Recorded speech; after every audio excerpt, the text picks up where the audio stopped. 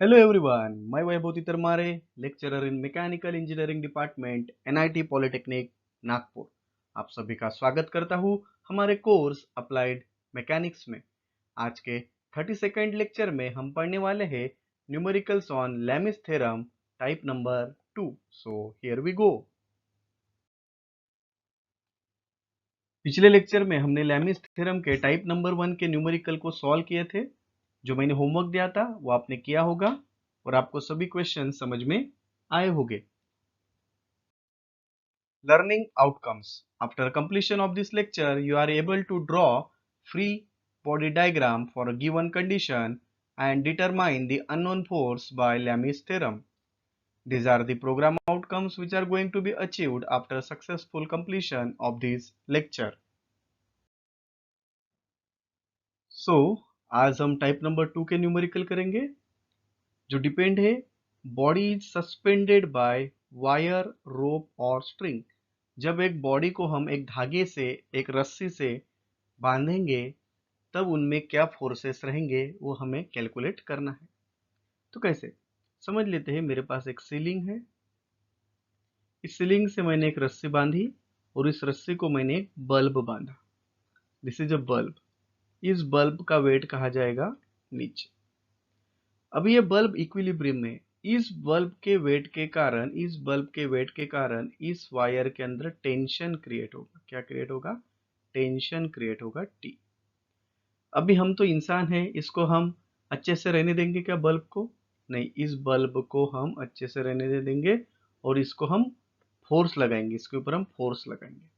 तो कंडीशन 1 देख रहे हैं अभी हम।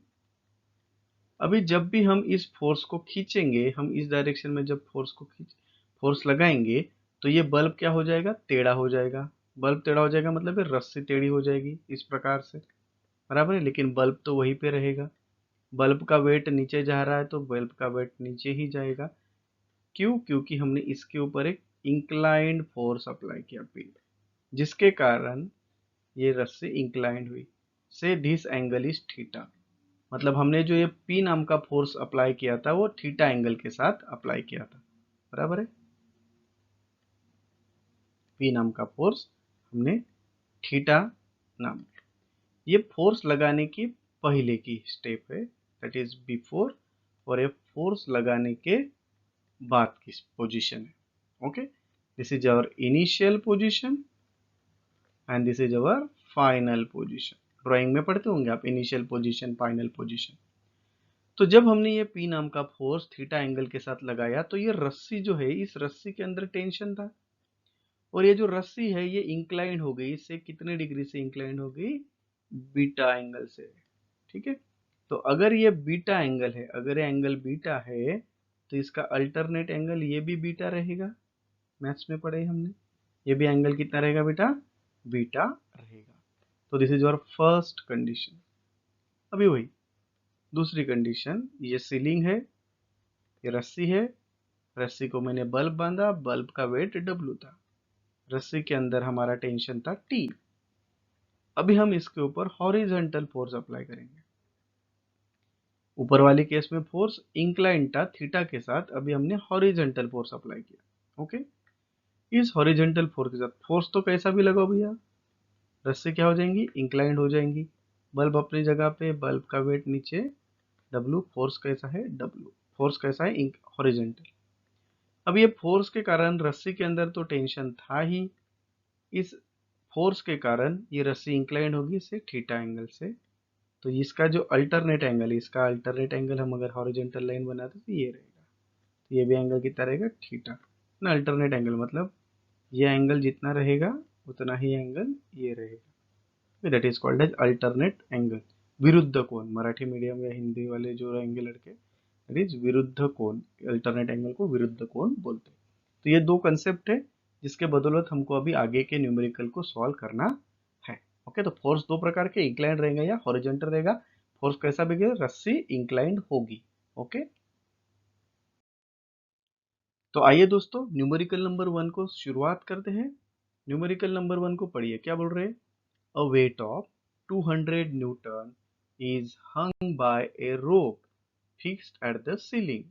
अच्छा, तो एक सीलिंग है, सीलिंग को हमने रस्सी बांधी हुई है, इस रस्सी को हमने एक वेट लगाया हुआ है जिसकी वैल्यू कितनी है 200 न्यूटन। रस्सी के अंदर क्या रहता है बेटा, टेंशन। इस पुल बाय मतलब खींचा गया, by a force which act at an angle of 30 degree. इसके ऊपर एक फोर्स लग रहा है जो कि 30 डिग्री इंक्लाइंड है। कितना डिग्री इंक्लाइंड है, 30 डिग्री। मतलब एक इसके ऊपर इंक्लाइंड फोर्स लग रहा है जिसका एंगल कितना है, 30 डिग्री। फिर क्या हुआ, for this force rope make an angle of 60 degree. इसकी वजह से रोप ने, ये जो रस्सी है कि नहीं, ये वाली रस्सी, ये रस्सी ने 60 डिग्री एंगल बनाया। किसके साथ, सीलिंग के साथ। ओके, तो देखते हैं।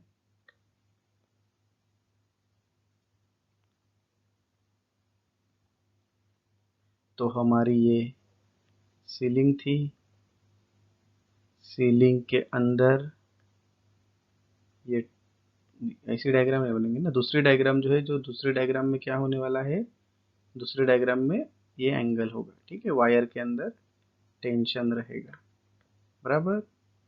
वेट तो हमारा कहा जाएगा नीचे। फोर्स कैसे लग रहा था, इंक्लाइन।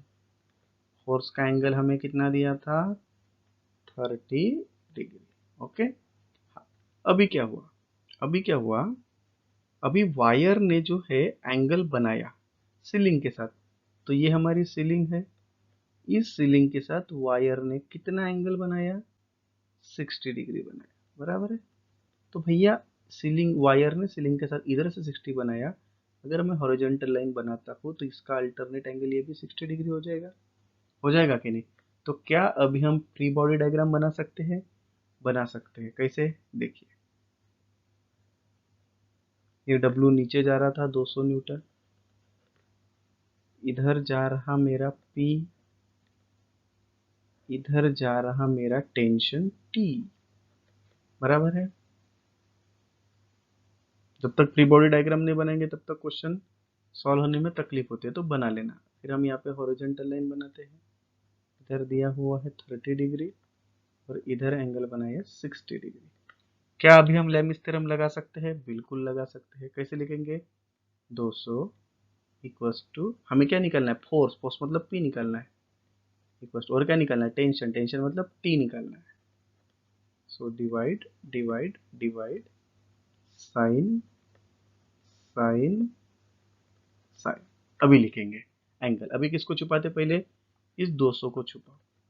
इस 200 को छुपाने के बाद, इस 200 को छुपाने के बाद क्या होगा, इस 200 को छुपाने के बाद हमारा एंगल ये लेना पड़ेगा, ये एंगल लेना पड़ेगा। हमें पता है कि टोटल 180 रहता है, उसमें से 60 जाएंगे, उसमें से 30 जाएंगे, तो बचेगा कितना, 90। तो 200 के नीचे क्या लिखो, साइन 90। ओके, अभी पी को छुपाओ, इस पी को छुपाओ, इस पी को छुपाएंगे तो एंगल इन दोनों के बीच में क्या लेना पड़ेगा, उसको छोड़ के बाकी के दोनों के बीच में का एंगल। हमें पता है ये 90 रहता है, तो कितना हो जाएगा, 60 प्लस 90, 150, बराबर है। तो 150 रहेगा। अभी टी को छुपाओ, ये वाले टी को छुपाएंगे तो एंगल किसके बीच में का, इन दोनों के बीच में का एंगल रहेगा। हमें पता है ये 90 है, तो 90 प्लस 30 कितना हो जाएगा बेटा, 120 डिग्री। तो साइन 120। फिर इनको सॉल्व कैसे करते हैं हम, इन दोनों को पहले सॉल्व करो। कैसे सॉल्व करेंगे इन दोनों को, देखिए कलर चेंज कर लेता हूँ, थोड़ा लाइट है ये, रेडी, ठीक है। इन दोनों को सॉल्व करते हैं सबसे पहले हम, तो कैसे करेंगे, 200 divided by sine 90 is equals to P divided by sine 150। अभी पी को कैसे निकालेंगे, इसको इधर लेके चले जाओ। सो 200 मल्टीप्लाइड बाय साइन 150 हो जाएगा और डिवाइडेड बाय साइन 90। तो हमें क्या मिलेगा, पी मिलेगा। कैलकुलेट करिए पी कितना आता है, तो 200 into 200 into sine 150 divided by sine 90 कितना आएगा, 100। तो आपको पी की वैल्यू मतलब कितना फोर्स लग रहा है बेटा यहाँ पे, 100 न्यूटन। ओके, तो हमें पी की वैल्यू कितनी मिली, 100 न्यूटन। अब इन दोनों को सॉल्व करो, इन दोनों को सॉल्व करोगे, ये थोड़ी जगह की कमी है यहाँ पे, मैं बराबर एडजस्ट करता हूँ, बराबर देखिए।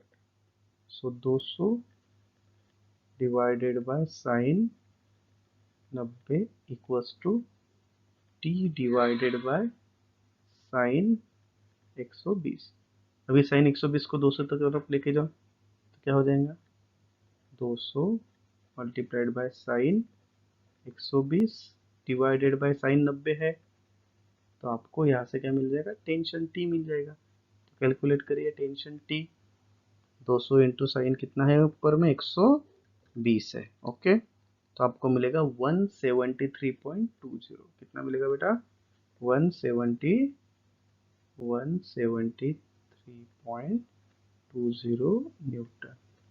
Okay, so this is the tension, right, and this is the force. I hope आपको एक क्वेश्चन समझ में आया होगा।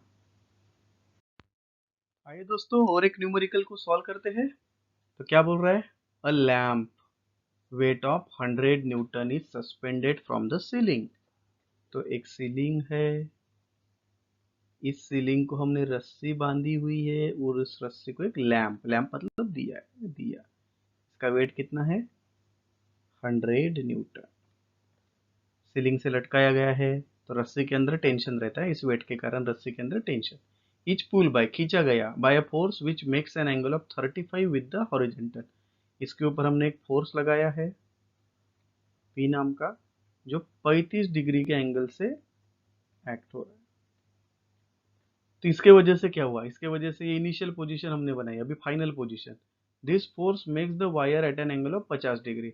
इस फोर्स के वजह से वायर क्या हो गया, 50 डिग्री से एंगल से हो गया।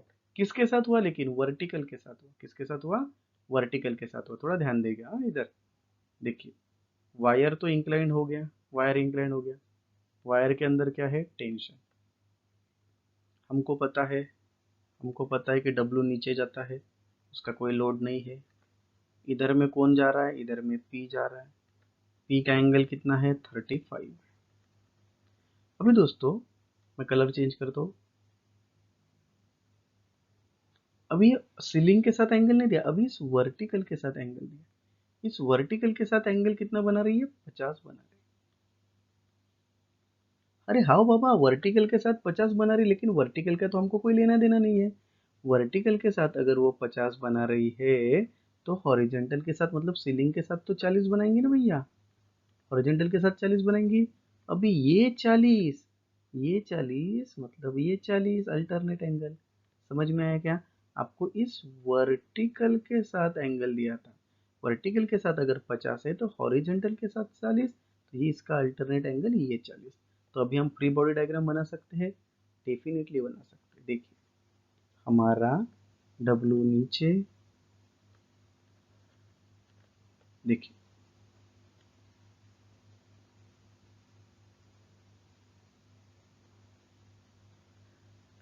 ये कितने का था हमारा, 100 न्यूटन का। इधर में कौन गया, पी गया, जिसका एंगल कितना है, 35 डिग्री। इधर में गया टी, इसका एंगल कितना है अभी, 40। क्या लेमिस थ्योरम लगा सकते हैं, डेफिनेटली लगा सकते हैं। कैसे लगाएंगे, 100 equals to P equals to T divide divide divide sine sine sine. अभी इस 100 को छुपाओ, अभी इस 100 को छुपाएंगे। अब जब इस 100 को छुपाएंगे तो एंगल किसके बीच में करेगा, बताइए, एंगल किसके बीच में करेगा, एंगल इन दोनों के बीच में करेगा, बराबर। कितना रहेगा, 180 में से 35 माइनस करना पड़ेगा और 40 माइनस करना पड़ेगा, तो ये आ जाएगा 105 डिग्री। कितना आएगा, 105 डिग्री। अब इस P को छुपाओ, इस P को छुपाएंगे तो एंगल इनके बीच में का रहेगा। हमें पता है ये 90, 90 और 40 कितना, 90 और 40 बोलिए ना कितना, 130, 130। अब इस T को छुपा दो, इस T को छुपाएंगे तो एंगल इनके बीच में का, तो ये 90, 90 प्लस 35, 90 प्लस 35 कितना हो जाएगा, 125। क्या करेगा, साइन 125 हो गया। अभी तो हम आसान से सॉल्व कर सकते हैं, पहले इन दोनों को सॉल्व करेंगे। So 100 divided by sine 105 equals to P divided by sine 130। तो कैसे करेंगे, 100 के साथ ये 130 मल्टीप्लाई हो जाएगा, साइन 130 डिवाइडेड बाय साइन 105। तो आपको क्या मिल जाएगा, पी मिल जाएगा। क्या मिल जाएगा बेटा, पी मिल जाएगा। तो क्या है आपका, टाइप करिए फटाफट, 100 sign of 130 divided by sine of 105. Okay, you will get P as 79.30। कितना आया, 79.30 न्यूटन। अभी क्या करेंगे, हम इन दोनों को सॉल्व करते हैं। ठीक है, तो कैसे करेंगे, 100 divided by sine 105 equals to t divided by sine 125। तो 100 multiplied by sine 125 divided by sine 105। तो आपको क्या मिल जाएगा, टी मिल जाएगा। बराबर है, बताइए कितना आएगा। तो टाइप करिए, 100 into sine 125 divided by sine 105, you will get 84.80। क्या मिलेगा बेटा, 84.80 न्यूटन। हो गया। तो हमको टेंशन भी मिल गया और हमें फोर्स भी मिल गया। सभी को क्वेश्चन समझ में आया होगा ये। और एक क्वेश्चन देखते हैं क्या बोल रहे हैं भैया। An electric bulb of weight 10 newton hang vertically. Okay, तो ये एक इलेक्ट्रिक बल्ब है, सीलिंग को ही लगेगा। कितने का है ये रही, 10 न्यूटन का। वो कहा जाएगा नीचे, उसके वजह से रस्सी के अंदर क्या रहेगा, tension. Wire is pull by horizontal force P. अभी जो फोर्स है वो हॉरिजेंटल है, इंक्लाइन नहीं है। फोर्स कैसा है, हॉरिजेंटल। ओके, इसके बाद क्या हुआ, उसके बाद वायर ने एंगल बनाया 10 डिग्री वर्टिकल के साथ। वायर ने 10 डिग्री का एंगल बनाया वर्टिकल के साथ। ठीक है, कोई प्रॉब्लम नहीं है। ये हमारी सीलिंग वैसी की वैसी है, लेकिन ये वायर क्या हो गया, इंक्लाइन हो गया। वायर के अंदर क्या रहता है, टेंशन। डब्ल्यू तो वैसा ही रहता है, कोई टेंशन नहीं है। और ये पी हमारा हॉरिजॉन्टल। अभी इसने क्या किया, वर्टिकल के साथ 10 डिग्री बनाया। ठीक है, किसके साथ भी बनाने दे, हमको कोई लेना देना नहीं है। इसने क्या किया, वर्टिकल के साथ 10 डिग्री बनाया। अरे हाँ भाई, वर्टिकल के साथ 10 बनाया तो हॉरिजॉन्टल के साथ तो 80 बनाएगा ना। हमारा काम का ये हॉरिजॉन्टल वाला चाहिए, ये 80 है, तो इसका अल्टरनेट एंगल कौन सा रहेगा, ये भी कितना रहेगा, 80 हो गया। Very simple. ओके, इसके बाद हम इसका फ्री बॉडी डायग्राम बना सकते हैं, डेफिनेटली बना सकते हैं। कैसे बनाएंगे, देखिए, this is our horizontal line. ये हमारा W है कितना, 10 न्यूटन। P है, और इधर कौन जा रहा है, T। ये हमारी हॉरिजॉन्टल लाइन। ये जो एंगल है कितना, ये 80 डिग्री है। ओके, तो लेमिस थ्योरम लगा ही सकते हैं हम, 10 equals to P equals to T. एक एंगल कम है यहाँ पे, क्यों, क्योंकि पी हॉरिजॉन्टल है। ठीक है, कंफ्यूज नहीं होना है। Divided by sign divided by sign divided by sign. अब एंगल का देखते हैं। ठीक है, यहाँ पे कुछ सिर्फ दिमाग जो है एंगल के लगेगा, बाकी कुछ दिमाग नहीं लगता, बहुत सिंपल न्यूमेरिकल है। अब इस 10 को छुपाओ, 10 को छुपाएंगे तो इन दोनों के बीच में का एंगल हमें पता है 180 रहता है। 180 में से कितने माइनस करो, 80। तो कितना रहेगा, ये 100। ये जो P है, P, अगर P की बात करेंगे तो एंगल इन दोनों के बीच में का लेना पड़ेगा। हमें पता है ये कितना है, 90। सो 90 प्लस 80 कितना हो जाएगा, 170। सो 170। अभी इस टी को छुपाओ, टी को छुपाएंगे तो एंगल इन दोनों के बीच में गए। इन दोनों के बीच में कितना एंगल है, बोलिए, कल किया था ऐसा प्रॉब्लम, 90। ओके, चलो सॉल्व करो। अभी इन दोनों को सॉल्व करो पहले। 10 divided by sine 100 equals to P divided by sine 170। कर सकते सॉल्व। 10 के साथ क्या हो जाएगा, साइन 170 मल्टीप्लाई हो जाएगा, डिवाइडेड बाय साइन 100 जैसा का वैसा। करिए फटाफट कैलकुलेट, कितना आएगा, 10 into sine 170 divided by sine 100। 1.76, तो आपको ये किसकी वैल्यू मिल रही है, पी की कितनी, 1.76 न्यूटन। अभी क्या करेंगे, इन दोनों को सॉल्व करेंगे। So 10 divided by sine 100 equals to T divided by sine 90।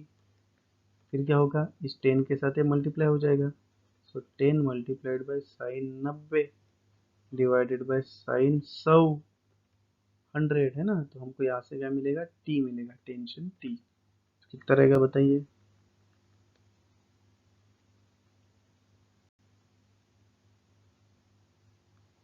कितना आएगा, 10 into sine 90 divide by sine 100 is 10.15 Newton. तो ये हमारा टेंशन हो गया और ये हमारा फोर्स हो गया P. Okay, so these are the unit outcome that we have achieved. In today's lecture, we have solved the Lami's theorem problem type number 2, and these are the program outcomes that we have achieved. These are the most likely question asked in MSBT. आप सभी ने अच्छे से solve करना है, उसको enjoy करना है और इसका PDF मुझे भेजना है। So thank you very much guys. In next lecture, we are going to solve the numericals on Lami's theorem type number 3. So यूं ही हंसते रहिए, मुस्कुराते रहिए और मैकेनिक्स की प्रैक्टिस करते रहिए। Thank you.